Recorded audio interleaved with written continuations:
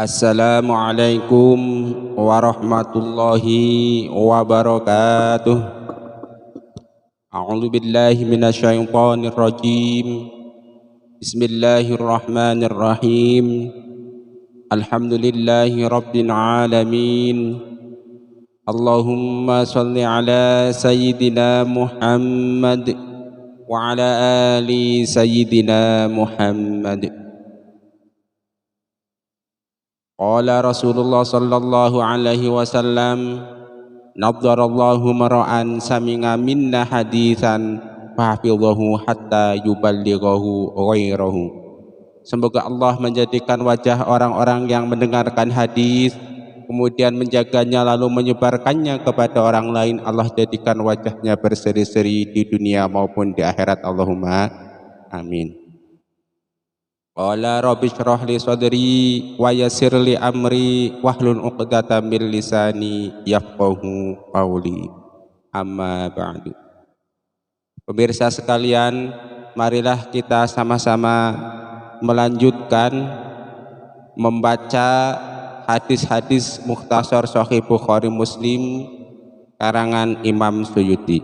Kali ini kita akan membaca kitab iman bab 23, yaitu bab dalil bahwa barang siapa yang mati dalam keadaan bertauhid maka orang tersebut pasti akan masuk surga. Hadis nomor 38. Qala Rasulullah sallallahu alaihi wasallam, man syahida an la ilaha illallah wa anna muhammadar rasulullah harramallahu alaihin nar. Artinya hadis nomor 38. Barang siapa bersaksi bahwa sesungguhnya tiada ada Tuhan yang berhak disembah terkecuali Allah dan sesungguhnya Muhammad adalah utusan Allah, maka Allah akan mengharamkan neraka baginya. Saya ulangi, man syahida an la ilaha illallah wa anna muhammadar rasulullah harramallahu alaihin nar. Barang siapa bersaksi bahwa sesungguhnya tidak ada Tuhan yang berhak disembah terkecuali Allah dan sesungguhnya Nabi Muhammad sallallahu alaihi wasallam adalah utusan Allah, maka Allah akan mengharamkan neraka baginya. Hadis riwayat Imam Ahmad, Imam Muslim dan Imam Tirmidzi dari Ubadah. Status hadis ini sahih. Anda juga bisa membaca hadis ini dalam kitab Al-Jami'us Shaghir hadis nomor 8772 dan dalam kitab Sahih Muslim hadis nomor 29.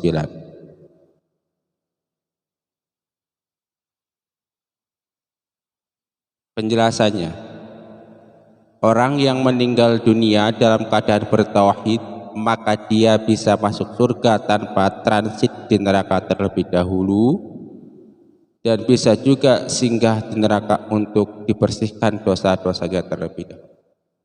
Begini, hadis ini kan sangat simpel. Kalau kita lihat, man syahida an la ilaha illallah wa anna muhammadar rasulullah harrama alaihin nar.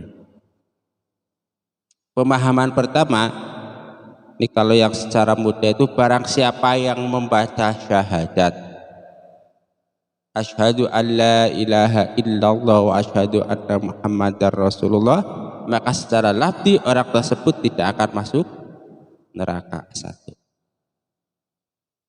Yang kedua, bermakna menyaksikan itu bahwa tidak sekedar mengucapkan asyhadu an la ilaha illallah wa anna muhammadar rasulullah, tetapi juga menjalankan dan menjauhi menjalankan apa-apa yang diperintahkan oleh Allah dan Rasulullah, kemudian menjauhi apa-apa yang dilarang oleh Rasulullah dan oleh Allah Subhanahu wa ta'ala. Nah, hadis ini merupakan salah satu hadis yang oleh perawinya itu begitu mendengar dari Rasulullah sallallahu alaihi wasallam tidak langsung diceritakan kepada sahabat yang lain. Diceritakan suatu ketika ada seorang sahabat yang sedang sakit lah. Nah, kalau zaman sekarang istilahnya sakit parah. Kemudian datang sahabat lain menjenguk mereka. menyemuk dia. Keduanya saling menangis.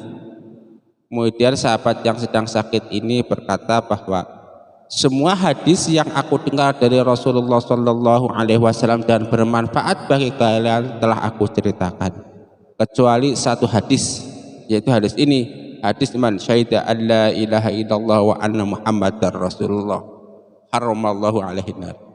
Salah satu alasan kenapa sahabat tersebut menunda menceritakan hadis ini adalah supaya hadis ini tidak disalahgunakan oleh orang-orang yang tidak bertanggung jawab, oleh orang-orang yang pemalas. Maksudnya gimana? Maksudnya kalau ada orang yang salah pemahaman tentang hadis ini, dia cukup selama hidupnya cukup mengucapkan asyhadu an la ilaha illallah wa asyhadu anna muhammadar rasulullah, kemudian dia tidak menjalankan syariat Islam yang lainnya, hanya mengucapkan itu saja dan dia berkeyakinan bahwa saya tidak akan masuk neraka. Kenapa? Karena sudah mengucapkan asyhadu an la ilaha illallah wa asyhadu anna muhammadar rasulullah. Kenapa? Karena saya sudah bersaksi bahwa tidak ada Tuhan selain Allah dan sesungguhnya Nabi Muhammad adalah utusan Allah. Itu adalah ketakutan sahabat kalau hadis yang dia hafal, hadis yang dia dengar dari Rasulullah disalahgunakan. Jadi simpelnya begitu ya. Nah, di sini dijelaskan orang yang meninggal dunia dalam keadaan bertauhid maka dia bisa masuk surga tanpa transit di neraka terlebih dahulu dan bisa juga singgah di neraka untuk dibersihkan dosa-dosa terlebih dahulu. Hadis ini menunjukkan kelompok pertama, yaitu orang yang tidak merasakan panasnya api neraka karena meninggal dalam keadaan bersih.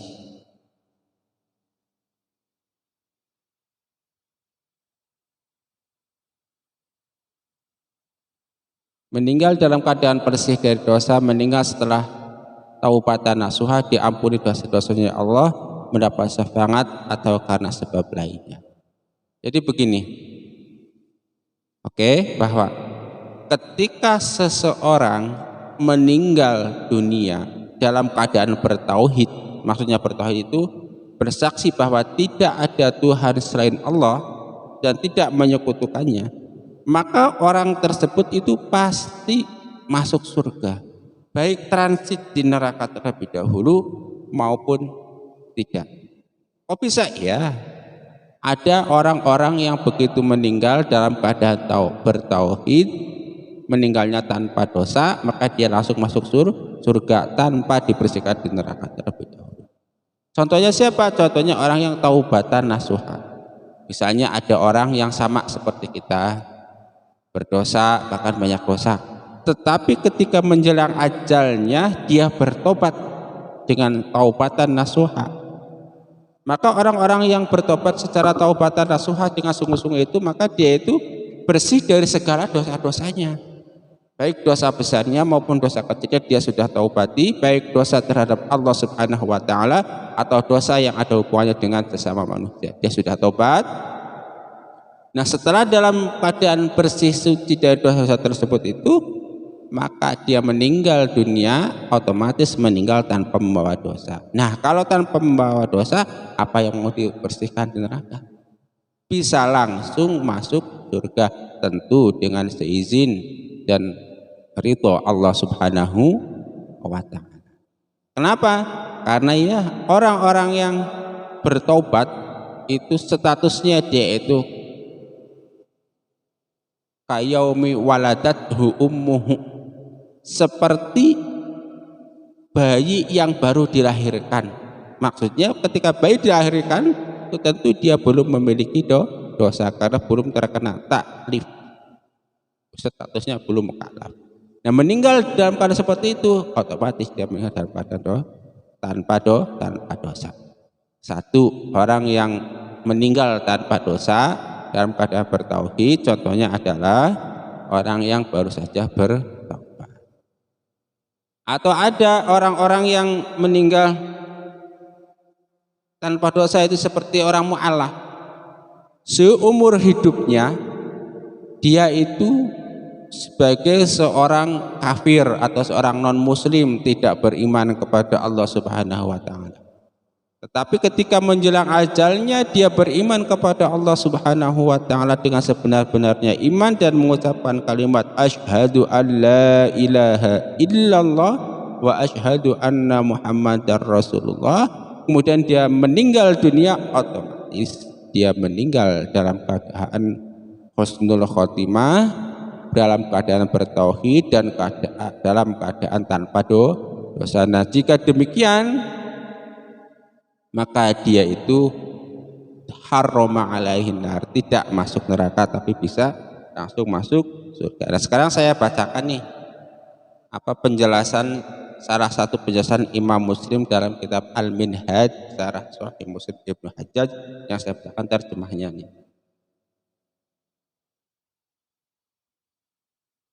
Orang yang meninggal dalam keadaan bertauhid, misalnya seperti seorang anak yang meninggal sewaktu masih kecil atau belum mencapai usia balik. Jadi anak-anak yang meninggal ketika masih kecil atau belum mencapai akil balik, dia itu meninggal dalam keadaan tanpa dosa. Kenapa? Karena dia itu belum punya kewajiban untuk menjalankan syariat-syariat Islam. Loh, kok bisa iya belum balik, belum mukallaf? Nah, seseorang yang berkewajiban menjalankan syariat Islam itu adalah orang-orang yang mukallaf. Salah satu cirinya adalah mereka sudah balik, sudah terkena takdir. Orang yang hilang ingatannya sampai ia berumur balik, atau orang hilang ingatan, contohnya orang gila. Jadi ada orang gila sebelum balik, misalnya dia baru umur 10 tahun belum balik lah ya, kemudian dia gila, setelah gilanya ini bertahun-tahun sampai dia umur 20 tahun masih gila, kemudian meninggal, maka status dia itu meninggal dalam keadaan tanpa dosa. Karena apa? Karena sejak dia mulai gila sebelum balik sampai dia meninggal setelah usia balik, dalam tanda petik dia itu meninggal tanpa menyandang status mukallaf, tanpa punya kewajiban untuk menjalankan syariat Islam, otomatis dosanya nol, maka dia itu tidak akan masuk neraka. Orang yang bertobat dari kesyirikan dan kemaksiatan dengan taubatan nasuha, tadi itu status orang yang bertobat itu ayauma waladathu muhu, suci bersih seperti ketika ibunya melahirkannya. Tetapi dengan syarat ia tidak lagi mengulangnya dengan sengaja dan orang yang diberi taufik untuk tidak melakukan kemaksiatan. Nah, itu satu ya, orang yang meninggal tanpa. Tetapi ada orang meninggal dalam keadaan bertauhid tetapi dia membawa dosa-dosa, baik dosa kecil maupun dosa besar. Nah, maka orang yang beriman atau yang bertauhid tetapi meninggal dengan membawa dosa, maka dosa tersebut harus dibersihkan dulu di dalam neraka. Setelah dia bersih dosa-dosanya, maka kemudian dia dimasukkan ke dalam surga.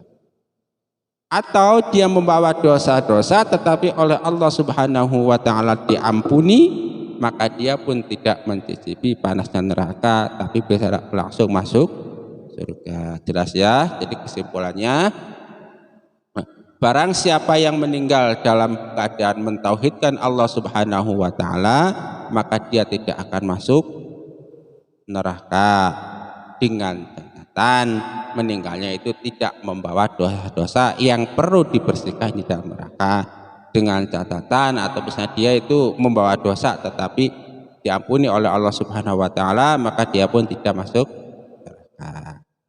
Kita lanjutkan bab 24, itu kitab iman, babnya 24 yaitu bab rasanya iman.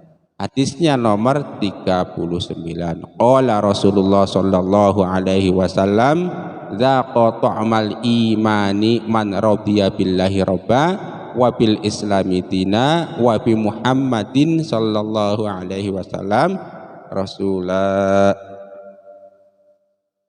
Dzaqa ta'mal iman. Hadis 39.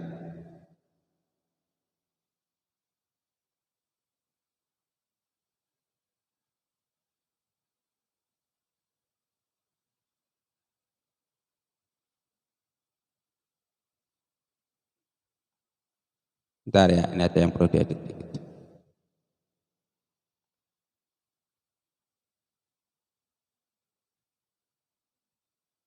Lanjutkan.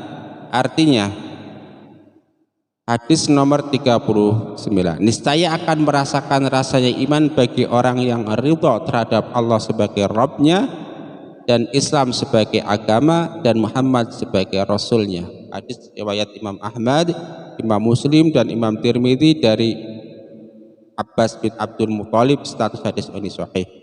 Anda bisa membaca hadis ini dalam kitab Al-Jami' As-Shaghir karangan Imam Suyuti hadis nomor 4309 dan dalam kitab Sahih Muslim hadis nomor 34 kalau di sini.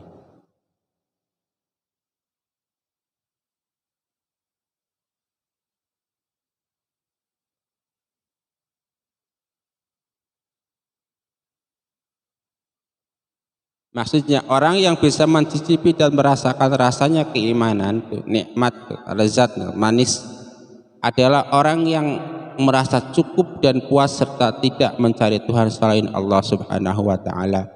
Merasa cukup dan puas serta tidak akan mencari jalan lain selain jalan syariat Islam, dan merasa cukup dan puas akan kenabian dan syariat yang dibawa Nabi Muhammad sallallahu alaihi wasallam.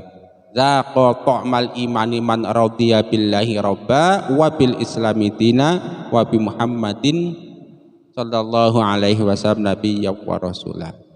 Nah, tadi sebelumnya dikatakan syahadat. Barang siapa yang mengucapkan asyhadu an la ilaha illallah wa asyhadu anna Muhammadar Rasulullah, maka dia statusnya masuk menjadi orang yang beriman, yang bertauhid, menjadi orang Islam.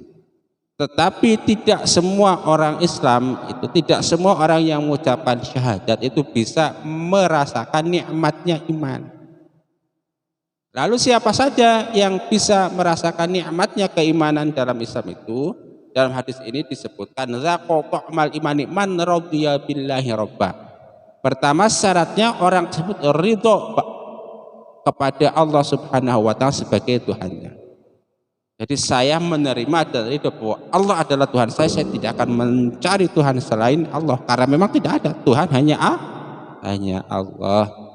Yang kedua, orang yang ridho bahwa Islam menjadi agamanya. Saya ridho dan mantap marem bahwa Islam agama saya.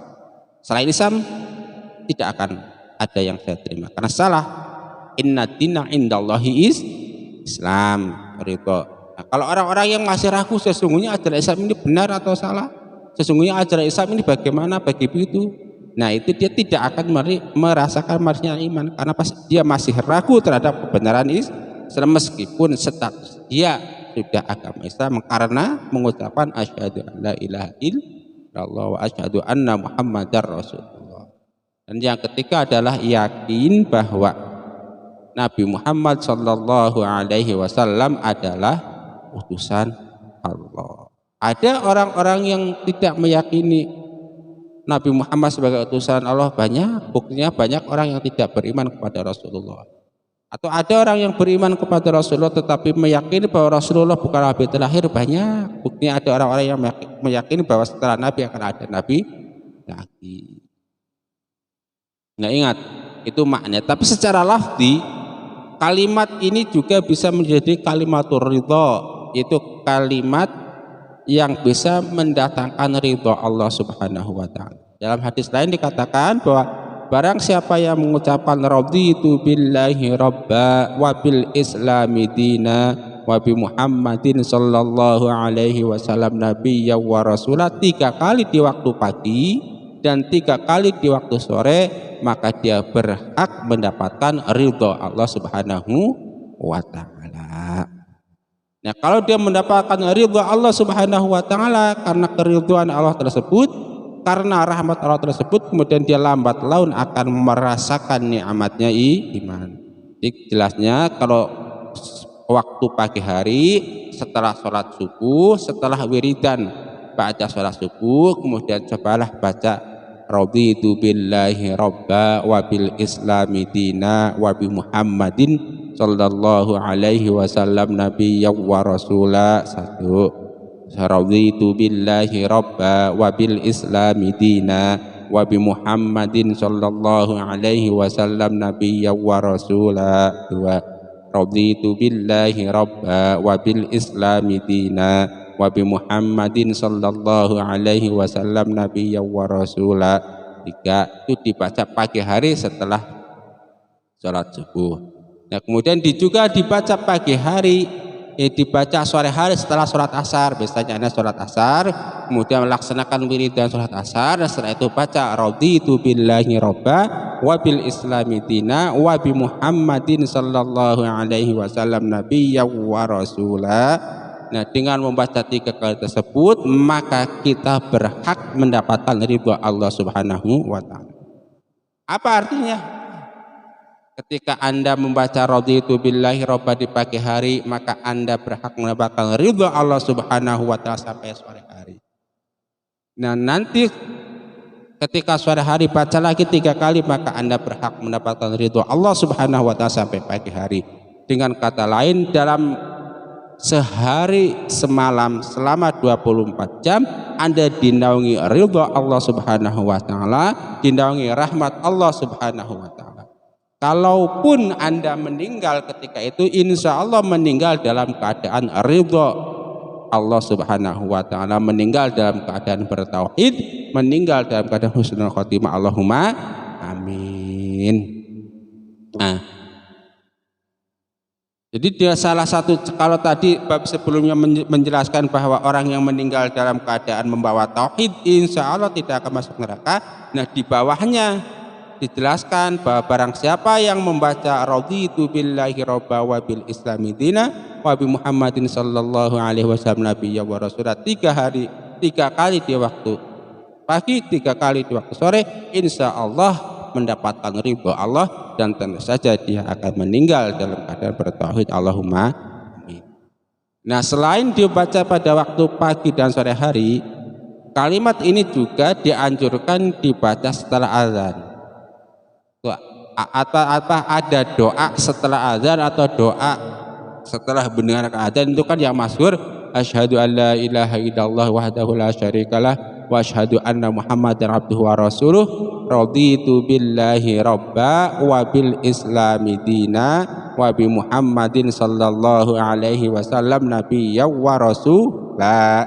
Ini salah satu doa yang disunahkan dibaca setelah azan atau setelah mendengar azan. Tentu doa-doa yang lain juga ada. Misalnya Allahumma rabb hadhihi da'wati tammah wa sholatil qa'imah ati Muhammadan sallallahu alaihi wasallam, dan seterusnya. Allahumma rabb hadhihi da'wati tammah wa sholatil qa'imah ati Muhammadanil wasilata wal fadilah wa ba'ashu maqamam mahmuda. Nah, setelah azan juga disunatkan membaca sholawat. Misalnya Allahumma sholli ala Muhammad wa ala ali sayyidina Muhammad. Cukup, atau mau sholawat yang panjang juga boleh. Jadi ada 3 bacaan doa setelah azan. Yang pertama Allahumma rabb hadhihi da'wati tammah wa sholatil qa'imah ati Muhammadanil wasilata wal fadilah wa ba'ashu maqamam mahmuda. Setelah itu kan innaka la tukhliful mi'ad, yang pertama. Yang kedua kemudian membaca asyhadu an la ilaha illallah wahdahu la syarikalah wa asyhadu anna Muhammadan abduhu wa rasuluh, raditu billahi robba wa bil islami dina wa bi Muhammadin sallallahu alaihi wasallam nabiyyan wa rasulah. Kemudian yang ketiga membaca sholawat kepada Rasulullah, Allahumma sholli ala Muhammad wa ala ali sayyidina Muhammad, atau sholawat yang lainnya. Insya Allah dengan membaca ketiga doa tersebut Anda akan mendapatkan syafaat Nabi Muhammad sallallahu alaihi wasallam. Allahumma amin. Yang kedua mendapatkan ridha dari Allah Subhanahu wa taala. Allahumma amin. Kemudian yang ketiga kita juga akan mendapatkan dihapusnya dosa, dinaikkan derajatnya oleh Allah Subhanahu wa taala. Allahumma amin. Kita lanjutkan hadis berikutnya, yaitu hadis ke-40, bab kumpulan sifat-sifat Islam. Qala Rasulullah sallallahu alaihi wasallam, qul amantu billahi fastaqim Katakanlah aku telah beriman kepada Allah Subhanahu wa taala, kemudian beristiqomahlah dalam keimanan tersebut. Hadis riwayat Ahmad, hadis riwayat Imam Muslim, hadis riwayat Imam Tirmizi, Imam Nasai, Imam Ibnu Majah dari Sufyan bin Abdullah At-Thaqafi. Status hadis ini sahih. Anda bisa membaca hadis ini dalam kitab Al-Jami'us Shaghir hadis nomor 6143 dan dalam kitab Sahih Muslim hadis nomor 38. Katakanlah aku beriman kepada Allah, kemudian terus konsisten dalam keimanan dan mentaati Allah Subhanahu wa taala sampai ajal menjemput. Nah, jadi 3 hadis ini, yaitu hadis yang pertama yang menjelaskan man syahida alla ilaha illallah wa anna muhammadar rasulullah harrama alaihin nar, barang siapa yang mengucapkan asyhadu alla ilaha illallah wa asyhadu anna muhammadar rasulullah, maka dia tidak akan masuk neraka. Kemudian dilanjutkan dengan zaqa ta'mal imani man radiya billahi robba wa bil islami dina wa bi Muhammadin sallallahu alaihi wasallam nabiyya wa rasula. Kemudian hadis qul amantu billahi fastaqim. Ini merupakan satu hadis, satu rangkaian lah istilahnya. Jadi setelah kita mengucapkan asyhadu alla ilaha illallah wa asyhadu anna muhammadar rasulullah, pertahankan kalimat tauhid tersebut baik secara pribadi di dalam diri kita maupun di dalam secara kolektif dalam masyarakat, sehingga kita meninggal benar-benar dalam keadaan iman kepada Allah Subhanahu wa taala. Nah, kalau kita sudah mengatakan iman kepada Allah Subhanahu wa taala kemudian tidak istiqomah dalam keimanan tersebut, artinya apa? Artinya bisa jadi ada orang-orang yang setelah beriman kepada Allah Subhanahu wa taala kemudian dia murtad lagi, kemudian dia kafir lagi, kemudian dia itu musyrik lagi. Artinya dia itu tidak istiqomah dalam Islam, dalam keimanan, sehingga dia meninggal dalam keadaan su'ul khotimah. Na'udzubillahi min dzalik. Ada hadis-hadis yang menjelaskan kepada kita tentang orang-orang yang meninggal su'ul khotimah. Misalnya dia itu sepanjang hidup dia itu menjalankan kebaikan, menjalankan keimanan, tetapi ketika menjelang ajal dia itu terbujuk oleh bujuk rayu setan sehingga dia kemudian menjadi murtad dan musyrik, kemudian meninggal tanpa membawa iman, tanpa bertauhid kepada Allah Subhanahu wa taala. Na'udzubillahi min dzalik. Raditu billahi rabba wa bil islami dina wa bi Muhammadin sallallahu alaihi wasallam nabiyya wa rasula. Allahumma inna nas'aluka ilman nafi'a wa rizqan thayyiba wa amalan mutaqabbala. Allahumma inna na'udzubika min ilmin la yanfa wa amalin la yurfa wa du'ain la yusma. Rabbana taqabbal minna innaka antas sami'ul alim wa tub alaina innaka antat tawwabur rahim. Bagi Anda yang kepingin mendapatkan teks hadisnya atau terjemah hadisnya, Anda bisa membaca di dalam keterangan channel YouTube-nya, itu ada di bawah keterangan videonya. Kemudian silahkan hadis ini Anda dengarkan, kemudian Anda rawat, setelah itu Anda sebarkan supaya Anda, saya dan kita semua itu masuk dalam kelompok ahli hadis yang didoakan oleh Rasulullah Sallallahu Alaihi Wasallam agar wajahnya berseri-seri baik di dunia maupun di akhirat. Allahumma amin. Subhanakallahumma wa bihamdika asyhadu an la ilaha illa anta astaghfiruka wa atubu ilaik. Wal afa minkum wassalamu alaikum warahmatullahi wabarakatuh.